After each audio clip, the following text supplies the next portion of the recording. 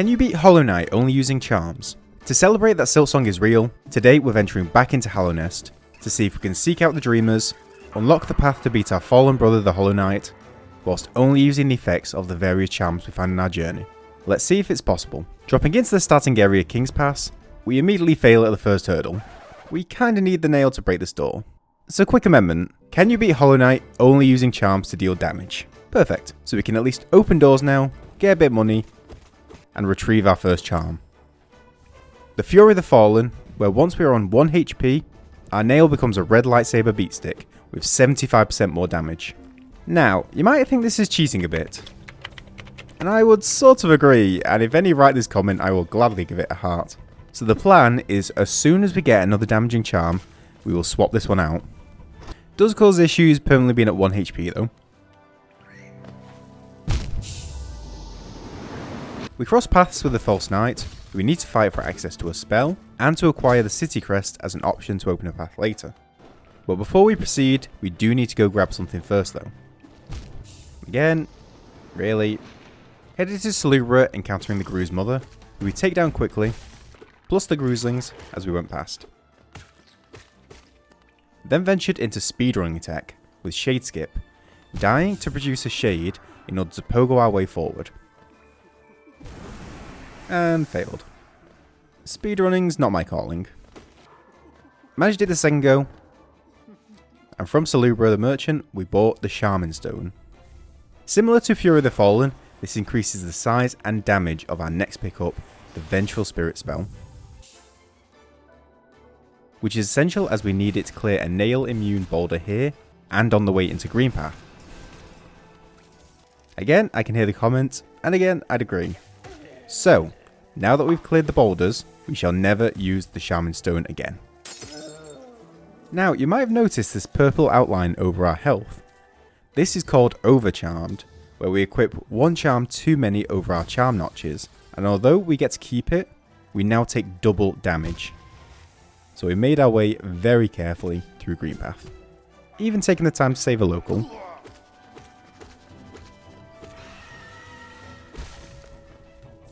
Next was the Hornet boss fight, another done very carefully.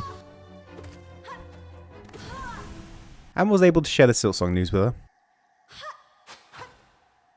With Hornet defeated, that causes two changes to happen. 1. We receive the Mothwing Cloak and can now dash. 2.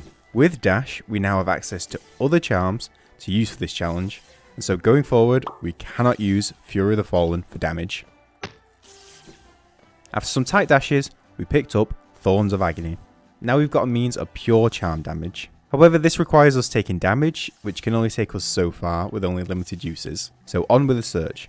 Can't say the nail is gone completely though, as we still need it for levers, saving innocent grubs, and doing fun pogos during the run. The instant grubs effort is so later on, the grub father will give us something pretty nice. After a third grub rescue, we were next onto... Oh god damn it. We were next onto Queen Station, as from here we can access some very important things. First of course is another grub, but a close second is reaching the Mantis village and grabbing the Mantis Claw. This allows us to wall climb and access several new areas. So we started our way to the next charm, arguably the most important one for our arsenal.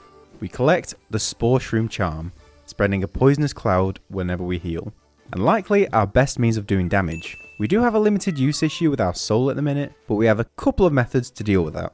Next required a trip down to everyone's favourite place in Hollow Knight, the creepy, spider-infested Deep Nest. After escaping some close calls with the local terrors in the area, we find what we came down here for, the Tram Pass, allowing us to escape Deep Nest, into Ancient Basin, and after some lift shaft climbing, finally arrived into City of Tears. Who needed that City Crest anyway? Now that we're here, we want to immediately leave, taking the King Station Stag back and catch a different tram parked in Crossroads, allowing us to get to the resting grounds, and most importantly, where we can acquire the Dream Nail. This allows us to get soul from striking an enemy with it, doing no damage, but allows us to use our new Spore Shroom repeatedly. We're not done here yet either. We also find another charm, the Dream Shield, a protective barrier that circles us and also causes damage. Doesn't require soul either, which is a bonus. Although not the fastest thing in the world, whilst rescuing another grub in the city, we learnt how little damage it did. Against this knight, it took almost 2 minutes and 34 Dream Shield hits to take down. And this guy's not even a boss. With that painful experience, thought it would be good to do more prep work for the upcoming bosses. After dealing with a teleporting enemy blocking the way, where the shield put in a little better work, we grabbed a key for later and another stag station. Or at least I would have liked to. At this point in the run, money is our true roadblock to progressing, so went around relic grabbing, also we could sell them to local collector Lem to get some spending money. The big purchase being the Lumafly lantern from Sly, giving us access to Crystal Peak. But backing up a sec, before heading that way, heroically went and risked my life to save another grub. Then proceeded to get flattened. Still worth though, as we've only got 2 grubs to go. In Crystal Peak, with an enemy blocking our path, we had our first go with Dreamnail and Sports Room, which actually did some pretty good damage, letting us clear past and save another grub after a tricky dashing section. However, when going past Crystal Guardian, our shield betrayed us and initiated the fight. And boy did it show we needed something more in our tool belt. The Dreamnail is too slow to go off, so we couldn't get more soul, and so no Sports Room. And with so little damage on the Dream Shield, we were swiftly taken out. So did I go back for revenge? Not really, jumped over safely and ran past him, and only afterwards realised I misread the map and there's nothing over here. A bit embarrassing. Then, after a very tense moment timing some dashes, managed to save one last grub and we finally have our 10. A trip to Grub Father soon. Going to grab Crystal Heart first though, and was actually put off by how well the Dream Shield deals with the lasers. So put off, wasn't paying attention, and fell. Nice. Take 2 managed it, and Crystal Heart acquired, allowing us to horizontal dash across long distances, essential for an upcoming speedrun skip. Now, finally, Grub Father to give us our reward. Not this one.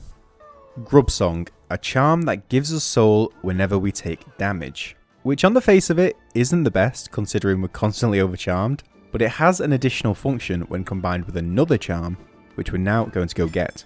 With a lantern from earlier acquired, we can now go deeper into Deepnest than before. Experimenting more with our Sports Room with some cool uses to make it safer. Eventually reaching the Beast Den, where we're immediately taken, whilst our Dream Shield did the sum total of naff all to our kidnappers.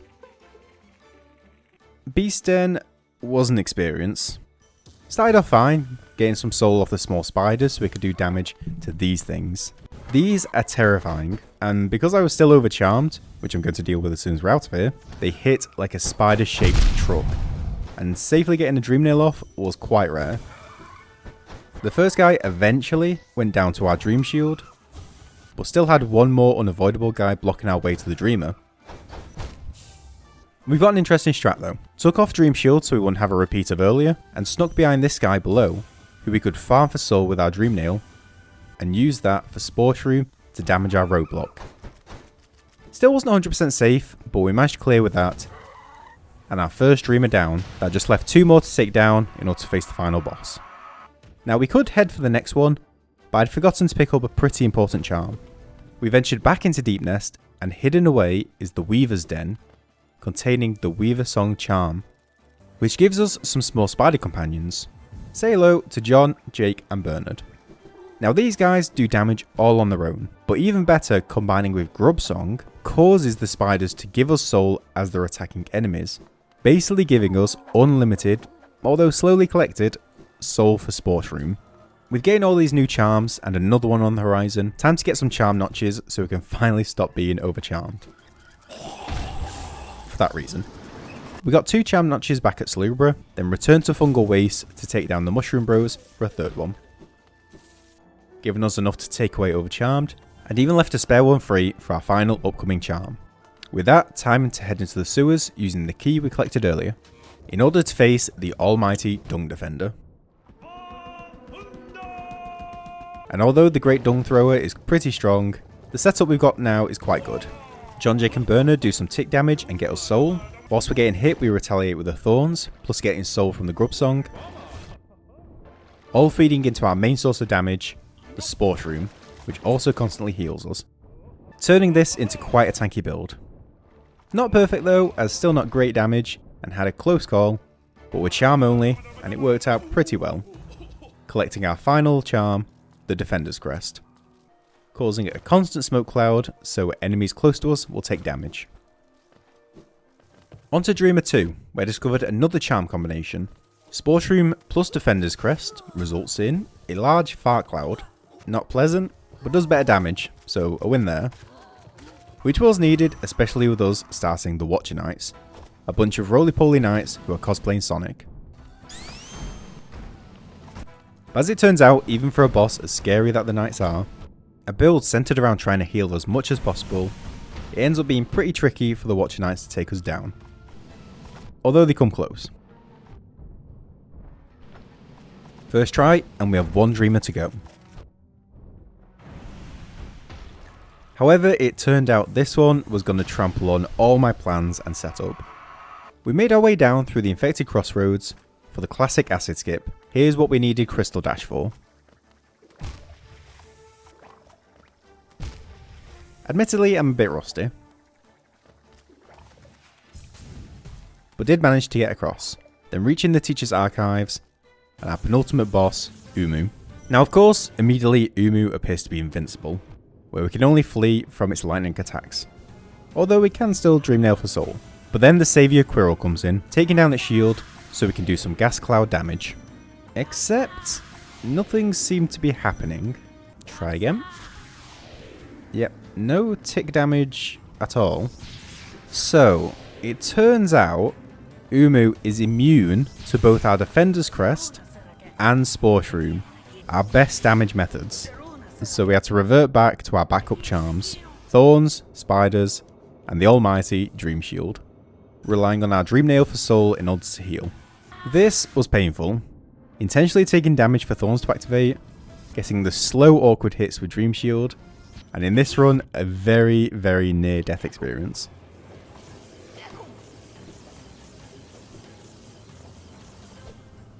All this turned this fight into one of the most painful in this entire run, taking almost 10 minutes in total. The patience went out though, and with one final hit, we ended the giant jellyfish, giving us our final Dreamer and opened the path to the end boss. One last Soju from the game, as we can't break these chains without the nail. But then the final boss, the Hollow Knight. And I wish I could say it was a dramatic, no holds back fight, but it ended up being surprisingly easy. Back with our full arsenal, a few fart clouds in the vicinity, JJ and B swiped his ankles, and the Hollow Knight went through phases very quickly. Until it was just the final blow left to finish this challenge. And we were done. So can you beat Hollow Knight using only charms? No, not really. There's a lot of breakables, doors, levers, and chains that all need hitting with the nail. Was it fun to try though? Absolutely. And I hope you enjoyed watching as well.